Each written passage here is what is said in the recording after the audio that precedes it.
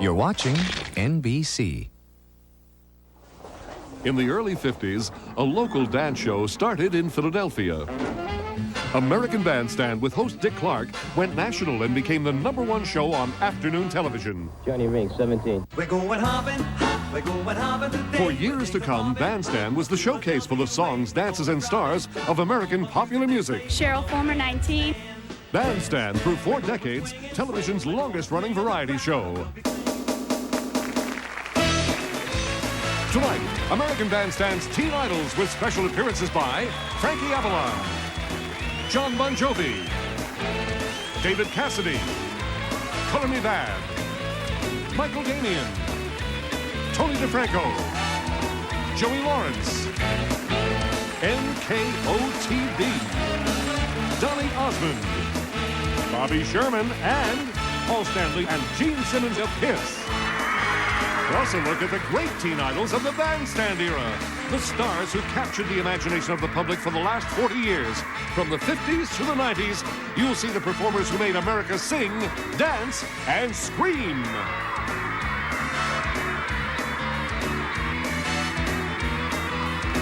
And now, the host of American Bandstand, Dick Clark.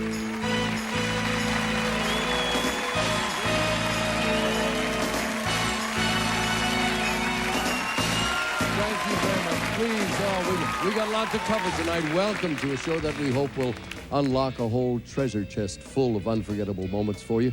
Our subject tonight is that truly American phenomenon, the teen idol. Now, as host of American Bandstand, I've had the pleasure of knowing most of the teen idols for the past 4 decades. I remember a day back in, what was the 50s, when I had to take Frankie Avalon and Fabian and get them out a side door. I mean, that was a long time ago, but they were going to get trampled. The same thing a few years ago. I had to do the same thing for Michael Jackson and Madonna. And through the years, we have presented all of them. So you are bound to see your favorites tonight, no matter what your age. Now, the town of Philadelphia has turned out a lot of those favorites, like these 2 young men. Why didn't you come to the Bandstand when you were kids? I've been waiting a long time to find out the answer to this question. There isn't a soul who grew up in Philadelphia didn't come to this show. Where were you? I was too young.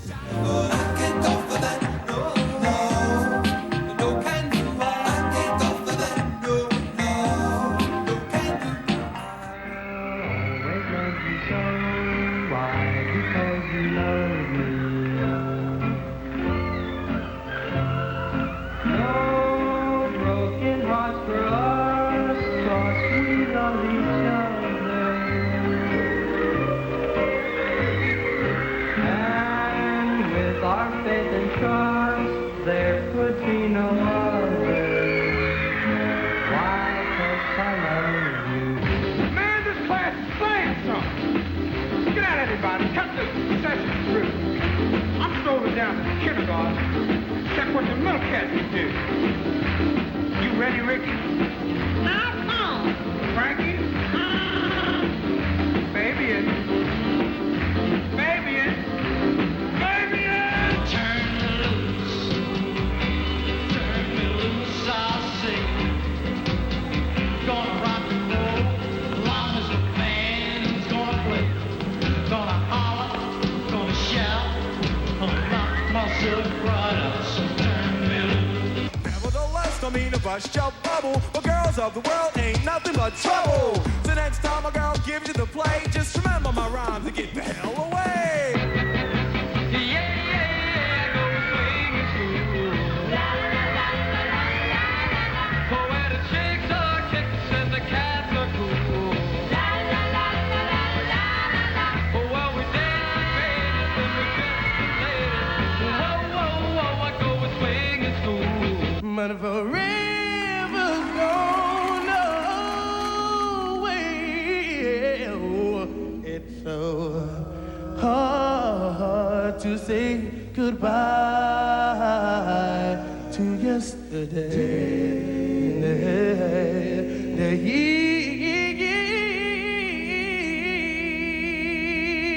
Thank you.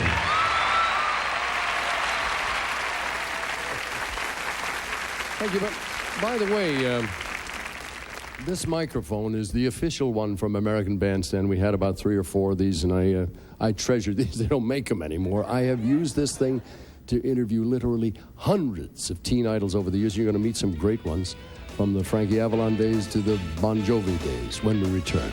Don't go away. We'll be right back. Still to come, Janet Jackson, Ricky Nelson, Joey Lawrence, Madonna, and much, much more.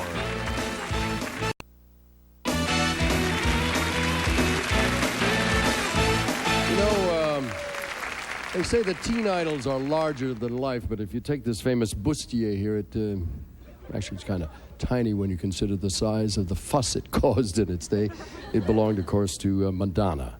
And it's one of the most popular items of memorabilia I own. I can't resist collecting things like this. Sometimes my wife would prefer I collect stamps, but whatever. It causes a interesting reaction whenever we bring it out. Now, Madonna is the latest in a line of female teen idols, a group of dynamic ladies that have really captured the imagination of the record-buying public. Let's take a look.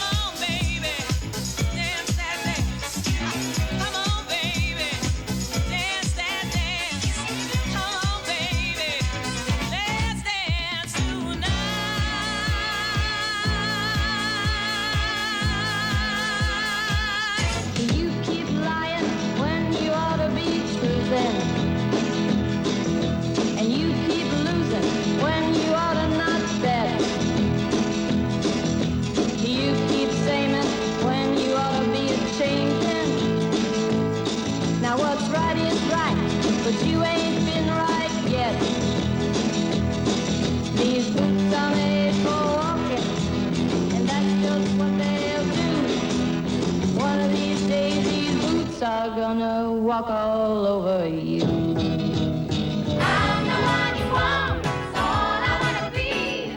So come on, baby, take a move on me. Got nowhere to go, all my time is free. So come on, baby, take a move on me tonight. I can't wait, I can't wait. I think I've always had a lot of confidence in myself. We are a couple of weeks into the new year. What do you hope will happen, not only in 1984, but for the rest of your professional life? What are your dreams? What's left? To rule the world.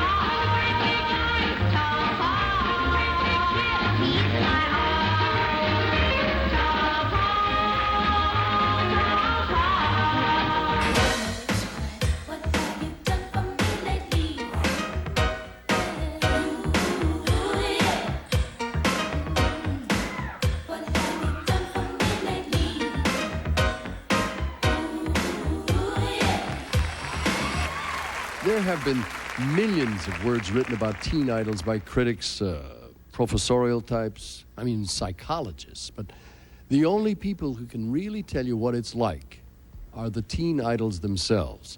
Now, we contacted some of the most popular of all time to tell us about the experience in their own words. And it seems that no matter what the generation they represent, history just keeps repeating itself. Now, we asked those teen idols, what's it like on the road?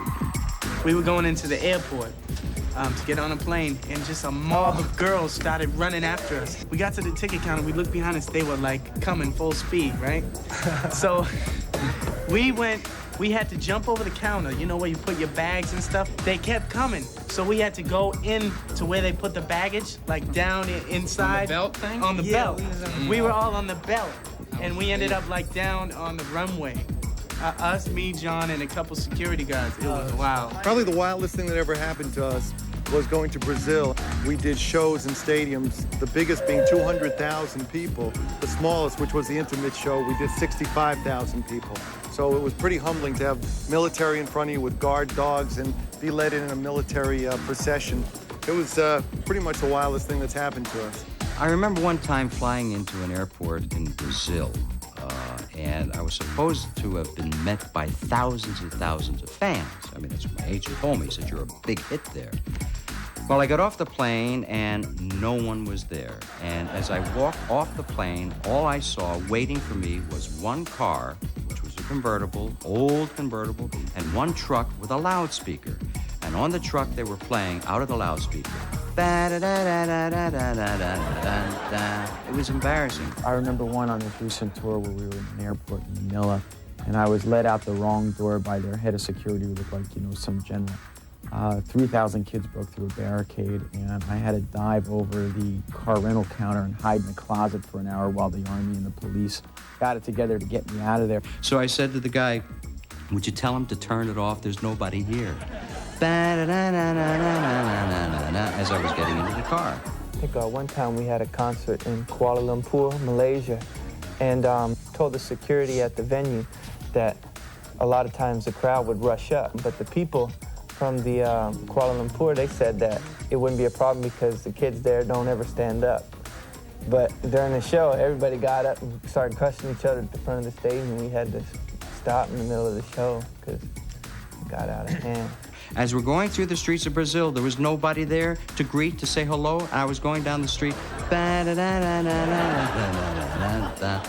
We just happened to be in an airport waiting for a connection, and all of a sudden, this teen tour came through, and of, I don't know, 100 kids, and it was just a madhouse. It was just, I was there, and they literally had to get, you know, the airport security to pull me out and drive me away in like that little airport cart, and it was crazy, so we can't do that anymore. Nobody was there. Thanks, guys. One path to becoming a teen idol has been the launching of a successful music career through a successful television series. And it all probably started in the old days of Ozzie and Harriet, when Ricky Nelson would end each episode by crooning his latest hit song at the school dance. You remember that? And even though Joey Lawrence of Blossom is a little too young to remember all of that these days, he too is carrying on the teen idol tradition.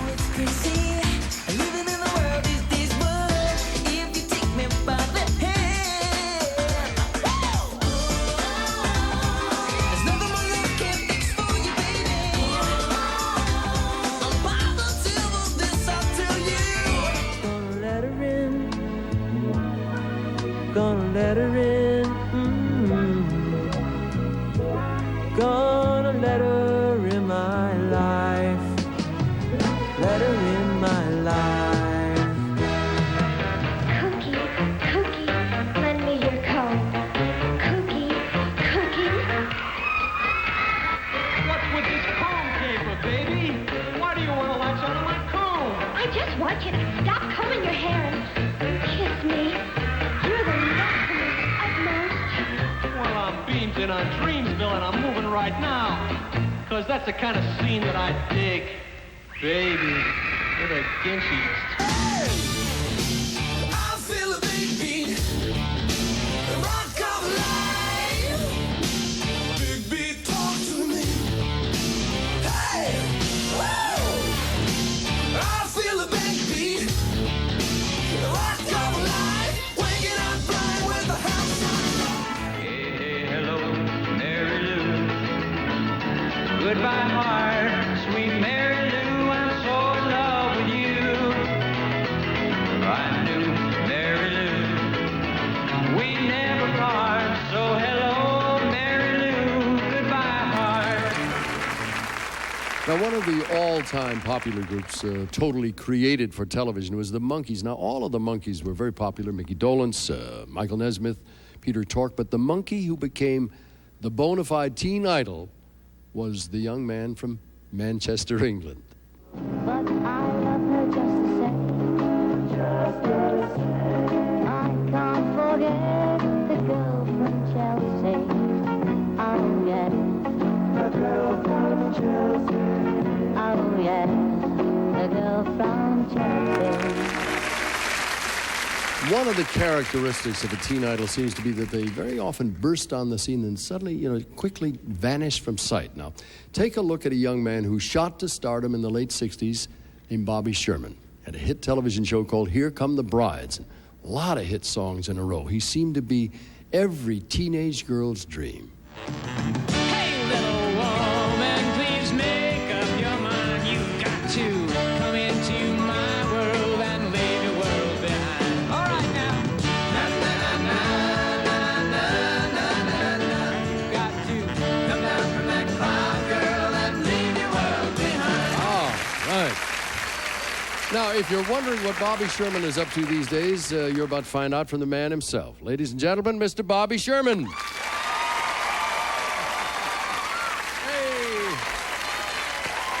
Nice to see you, sir. Please sit down. Thank you. You look very good then and now, I might add. Well, thank you very much. Got a painting in the attic that's getting old, just like you. Sure. No, I got you beat by a lot of years. You are doing a lot of things that have nothing to do with show business these days. What's up? Well, I'm still in show business, Dick, but I volunteer my time basically as an emergency medical technician and a specialist officer with the Los Angeles Police Department, where I teach police officers first aid and CPR at the Los Angeles Police Academy. Where would an actor and a singer get involved in this sort of thing? Well, when my two sons, Christopher and Tyler, were growing up, I had visions of them kind of falling out of trees and off the bikes and all that. So I want to be prepared for any emergency. So I took first aid, and I just fell in love with it. The more I learned, the more I wanted to know more, and next thing I know, I'm an instructor. Well, let me take you back to the teen idol days. I mean, with the ripping and the clawing and the tearing of the hair and screaming and yelling and chasing the automobiles. Did that ever bug you? Never did, Dick. I was blessed with some really nice fans, and they're still with me. So, God bless them. And anytime I go out, I don't try to hide from them. I don't wear disguises. I'm just as anxious to see them as they are to see me. What word would you leave your friends of yesteryear and of today? Well, if I had a wish, I would wish that every man, woman, and child would learn first aid and CPR. It works, and you never know when you're going to be called upon to take care of somebody. Good advice, Bobby. Nice to see you again. Bobby Sherman, ladies and gentlemen.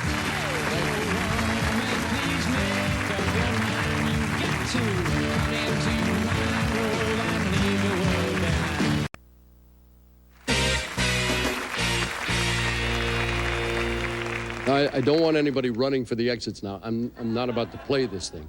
This is another really prized possession of mine. If you don't recognize it, I'll give you a little clue. It belonged to a left-handed bass player, probably the most famous left-handed bass player of all time. This is Paul McCartney's bass. As a matter of fact, he signed it right here. This is the one that he used when he, along with John, George, Ringo, and Paul, of course, started a thing called the Beatles. Now, Beatlemania eventually swept across the pond of the United States. Not only did we have several Beatles days on American Bandstand, but the doors were open to a whole brand new kind of teen idol. Something tells me I'm into something good. Tells me I'm into something. She's the kind of girl who's not too shy, and I can tell I'm her kind of guy. She dances close to me like I hope she would. She dances for me like I hope she would. Something tells me I'm into something good. Tells me I'm into something. What do I see when it's all over? And sorrow seems to be the hardest word. If I made you love you now, would be the sweetest thing. It would make me sing. I but I may as well try and catch the wind. We dragged all of his equipment up on top of a roof over in the valley somewhere. There were real, honest-to-goodness palm trees in the background. We put two fakes in there just to fatten it up and roll the tape, and this is the result. It's called Young Turks. Look over here.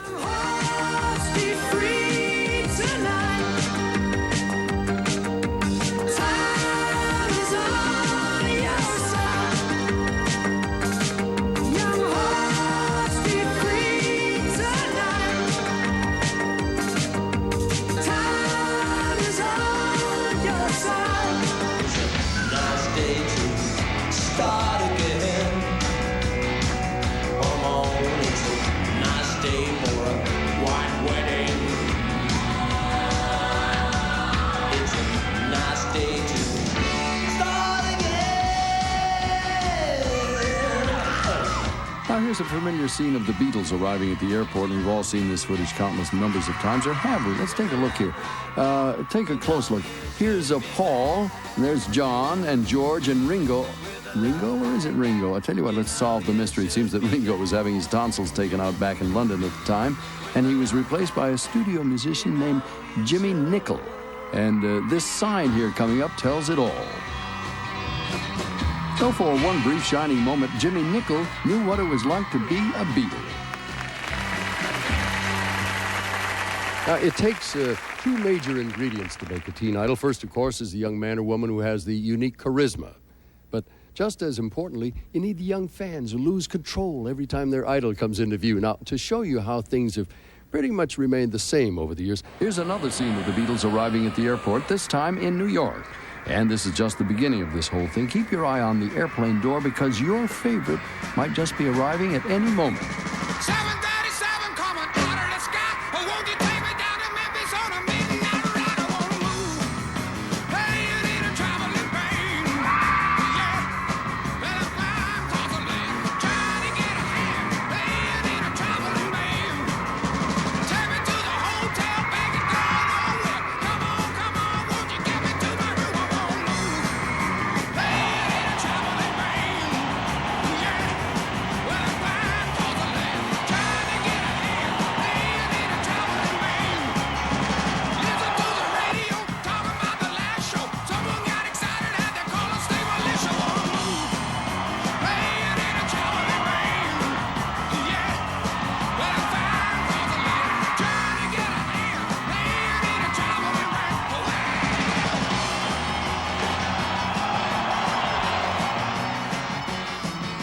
Despite all the pandemonium being caused by the Beatles, being a teen idol isn't easy because teenagers are a very fickle group.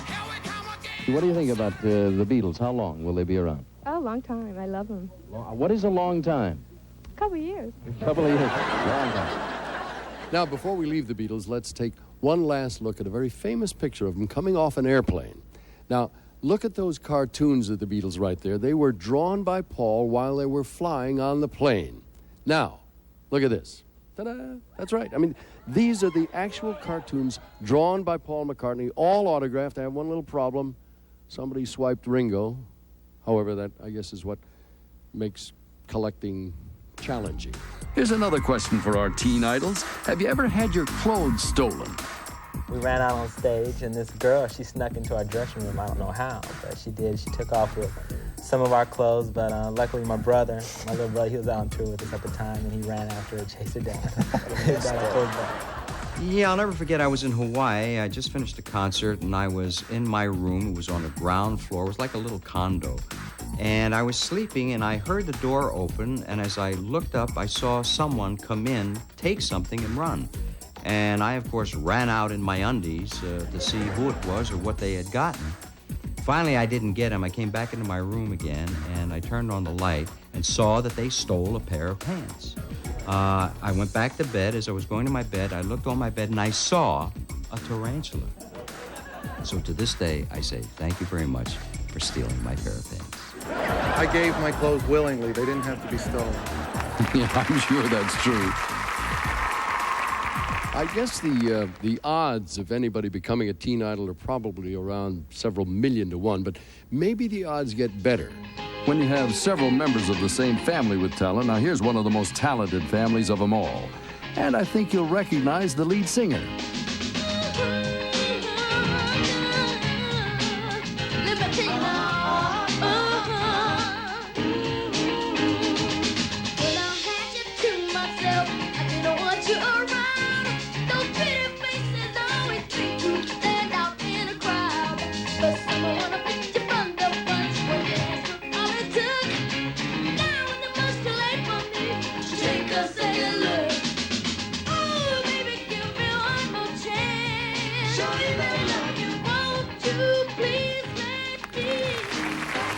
Coming up, Donny Osmond, New Edition, David Cassidy, and more. Coming up, Jay Leno as Elvis.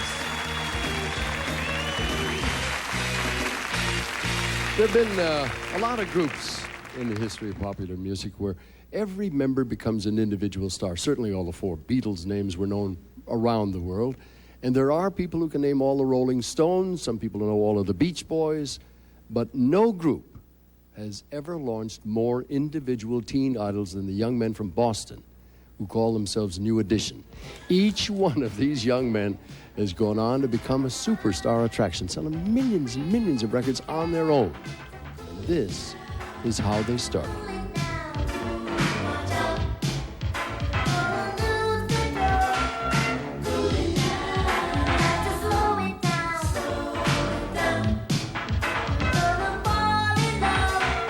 Now let's take a closer look at these successful young men. That's Bobby Brown. Bobby, of course, is married to Whitney Houston, and his album Don't Be Cruel sold 6 million copies and produced 5 top 10 hits. That's Ralph Tresvant. Ralph, the group's original lead singer, has been compared to Marvin Gaye and is consistently found at the top of the R&B charts. Now here's a threesome that includes Ricky Bell, Michael Bivins, and Ronnie DeVoe. You know them as Bell Biv DeVoe. Their first album as a trio, Poison, sold over 2 million copies. Here's a later edition of the New Edition with the newest member, Johnny Gill. Johnny replaced Bobby Brown in the group, and when Johnny went out on his own, he immediately had 2 top 10 hits, both #1 songs on the R&B charts. Here's New Edition with a song made famous by Little Anthony in the 50s. You don't remember me, but I remember you. 'Twas not so long ago, you broke my heart in two. Tears on my pillow, pain in my heart caused by you. And now a special surprise guest joins the group. Watch.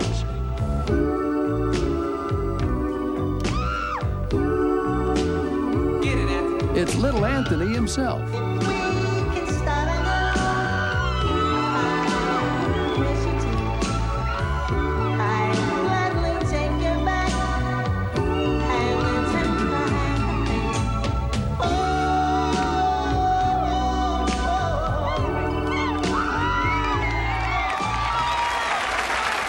I know a few snobs who just refuse to appreciate the popular music of the day, whatever day. For years, they've been putting down the talents of singing idols, reserving their praise for performers of the legitimate and musical comedy stage, and, you know, to each his own. But it's finally time for those snobs to get their comeuppance. Take a look at Broadway this year. It reads like a talent booking sheet for American Bandstand. This is the heart of the New York Theater District, and starring in the play Blood Brothers is 70s teen idol David Cassidy. I'm here, of course, on Broadway, and it's an astounding thing. I started my first professional job was here. In fact, before I was on television, before all of that madness in the 70s happened for me. Here's David during those wild 70s days as a member of the Partridge Family.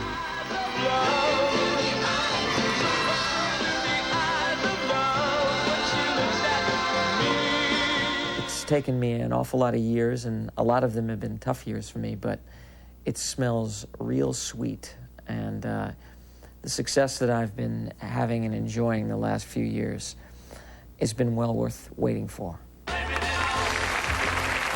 Now, right down the street from David is a hit musical starring 80s teen idol Michael Damian. Well, for the last few years, I've been doing Young and the Restless, actually quite a few years, and also writing and producing records in between that.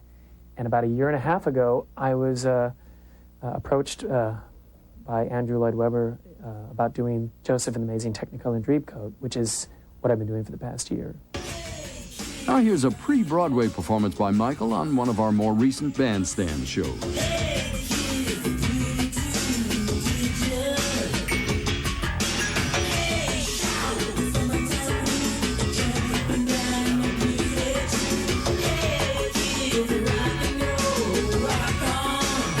The challenge of doing a live play every night would be to be consistent with your quality of work and to do your best. And if that's the case, you just got to do your best and have a good time and give the audience what they deserve, a great show. and that's your job. Meanwhile, former teen idol Donny Osmond is starring in the Chicago company of the very same musical. I got this gig as Joseph in 92. I got a call. This is while I was taking acting lessons and vocal lessons, preparing myself for something. I don't know what it was. I knew something was out there because I was going to go after it. My agent got the call from our producer, Garth Rubinski, called me up, said, would you be interested in auditioning for Joseph? So I flew to New York, and it was just like in the movies. You know, they're out there, like, sing, kid, you know? And I walk out on stage, and I tell myself, I'm going to let him have it. So I take my leather jacket off, and I look at him, and I do my thing. And I guess I blew him away, because they committed to me right there and then. You're our man. There were no callbacks, no nothing. They said, you're the guy. Now here's a flashback to teen idol Donny Osmond performing with his brothers.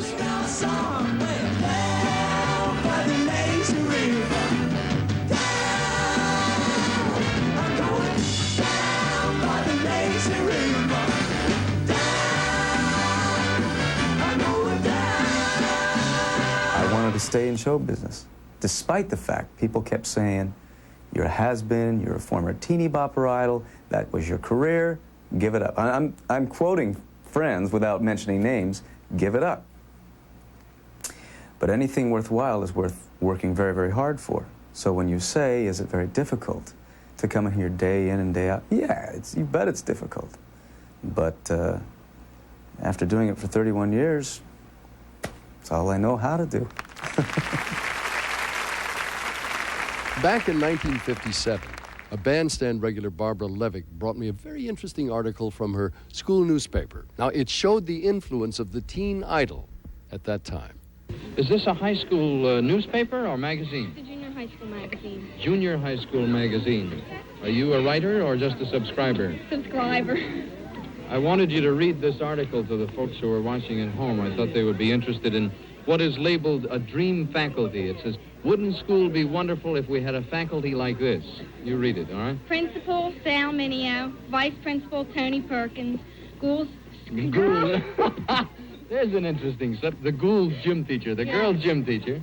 Tony Curtis, English Ricky Nelson, Algebra Johnny Saxton, Language Tab Hunter, Music Elvis Presley, Junior Business Training Bob Cummings, History U. O'Brien, General Math Frankie Avalon, Study Hall Johnny Mathis, Art James Darren, Advisor Dick Clark. Bless you.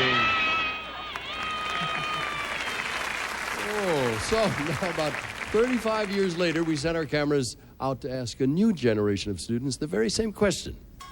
And these are the results we received. I think I'd choose Mariah Carey for music teacher. I would like my history teacher to be Jerry Garcia of the Grateful Dead. Snoop Doggy Dogg for study harmonica. For my computer lab teacher, I would like Johnny Gill. For algebra, I want Whitney Houston. I would like to have Axl Rose as my PE teacher. For art teacher, I would like to have Bobby Brown. For a language teacher, I think it would be Luke Perry. I would like Janet Jackson to be my English teacher. Beavis and Butthead for principal. Coming up, Jay Leno as Elvis. Now watch the young man in the white shirt. He's all grown up now, as you'll see in just a few moments. It's a love beat, and a love beat is a good vibration, oh, a heartbeat. It's a love beat, and when we meet, it's a good sensation. Now, one of the young men in that last piece was Tony DeFranco, the young heartthrob of the DeFranco family. They had a whole string of monster hits around 1974. Among them, they had Heartbeat, It's a Love Beat, Abracadabra, Save the Last Dance for Me. Now, at the height of his fame, Tony DeFranco had fan clubs, tons of them, all around the world. And if you were a Tony DeFranco fan, here's a follow-up on your idol. I've always loved music. I've been on stage since I was 5 years old, and I think it's just in my blood. It's not something when you're successful in the business at 13, 14 years old, you find easy to walk away from. So as I got older, I formed a production company, and I've been working with a lot of international artists and American acts. Last summer I worked with Tina Turner for the movie What's Love Got to Do with It, and I'm currently working with a Japanese artist named Seiko. It's a love beat, and when we meet, Thank you, Tony. One of the questions I'm asked most about the Bandstand years is, did you ever have Elvis on the show? Well, the answer is yes and no. Actually, Elvis never appeared on the set, but we did get an exclusive phone interview with him once. It happened when he was in Germany. He was serving in the Army, and he took time out to connect with American Bandstand via transatlantic phone. Hello, Elvis? Hello, Dick. How are you? Elvis, do you have any idea of how many gold records you have now in your collection? This one will make 31, I think. Oh, that is a fantastic record. There's no getting away from it. Elvis, I did want to thank you very much for calling on this day. As you probably know, this is our special anniversary day. Oh, well, congratulations. Now, despite all of the outrageous Elvis sightings that have sprung up in recent years, Elvis Presley has truly remained a vital force in popular music. You could argue that he was the all-time great teen idol. And I think you can measure his power by the number of successful entertainers who've been influenced by him throughout the years. It's quite an impressive list, and there's no end in sight.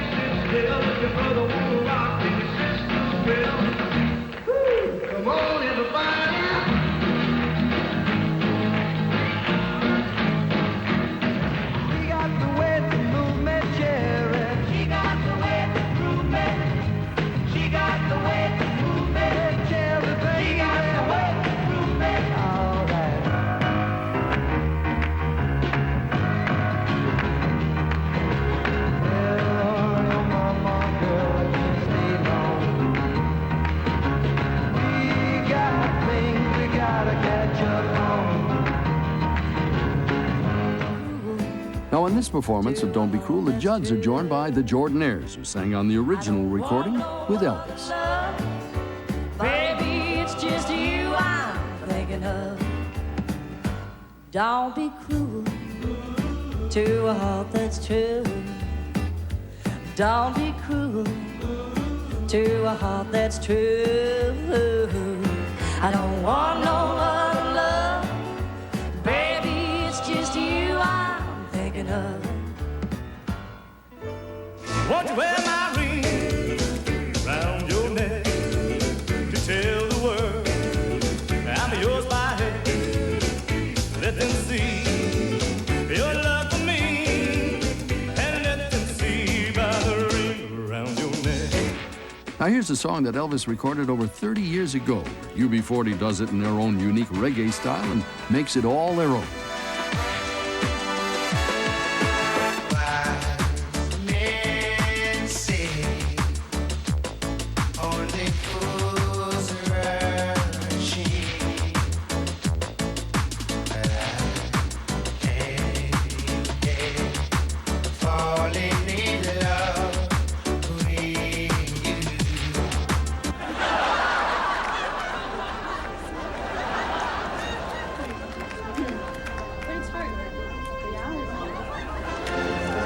Who would like to be the first one to talk to Elvis? Answer the question. Come on over here and meet Elvi. Come on over here, young ladies. What's your name? My name's Calibri. Calibri? Yes. And what's your name? Donna. Donna. So. I want to ask you, Elvis, how do you get them sideburns to grow? How do you get the sideburns to grow? Yeah. You ever hear of Miracle Grow? No. Actually, these are cheetah sideburns. You put them on your face and you sprinkle a little water on them. And then they grow on. Well, we asked our teen idols, what's the strangest request you ever received? Recently, I've been traveling around the country, and I would say the strangest request from a fan would probably be, I was at an autograph signing in Paramus, New Jersey, and there was about, 10,000 people there, and they ask you to sign different parts of their body, and this one part I really couldn't sign, because it would have gotten out of hand, but it was pretty racy. So that was probably the most outrageous thing. The strangest request was having to do with a baby, and a lady who didn't mind if I gave her one. pretty straight. Oh, boy. I declined. I've also been proposed to, and though I was already married, the girl didn't seem to mind. The craziest request I had from a fan was an autograph, believe it or not. And this gal had stopped me, and she was really excited, jumping up and down. Can I have your autograph? And I said, sure. And I said, what should I sign? She says, well, I don't have anything. I said, I don't either. She said, well, sign my bra. And with that, she pulled up her sweater, and she wasn't wearing one. Next, an all-star birthday celebration for Dick Clark.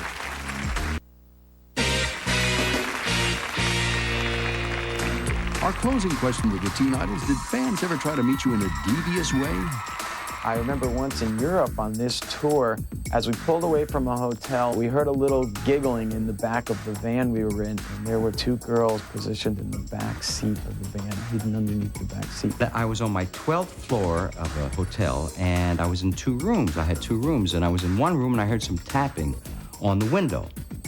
I immediately rushed over into the other room, and I saw through the window, out on a fire escape, 2 gals with autographs, pencils, photographs, crying. I immediately opened the window out.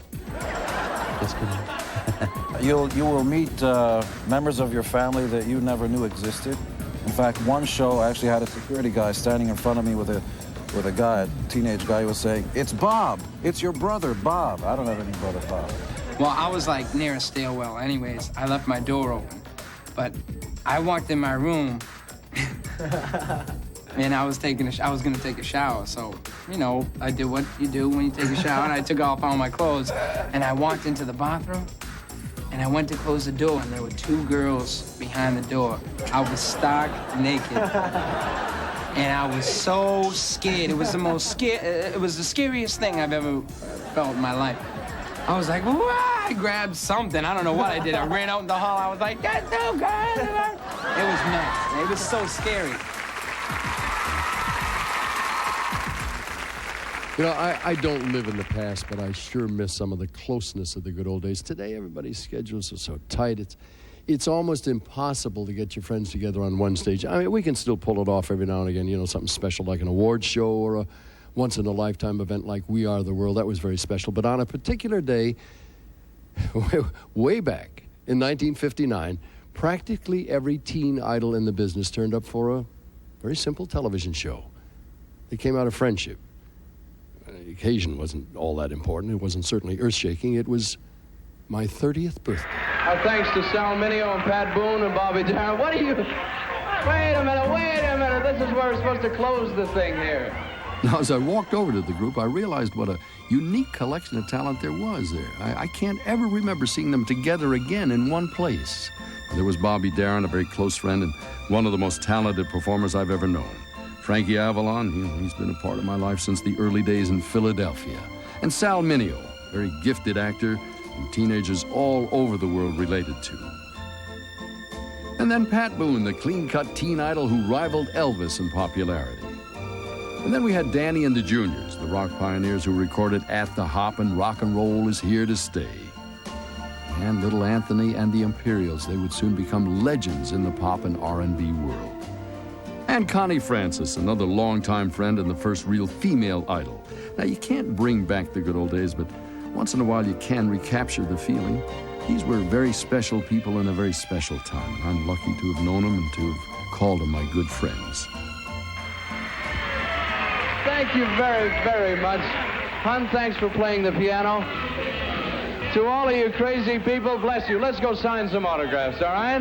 We'll see you for tonight, Dick Clark. Good night. Well, thank you very, very much. Thanks so much for joining us tonight for our look back at the great teen idols. I hope the show's brought you a few treasured memories along the way. I know it has for me. American Bandstand really has been the most important part of my professional life, and whenever I'm able to share some of those moments with you, it's a very special occasion for me. Let's do it again real soon. For now, Dick Clark. So long.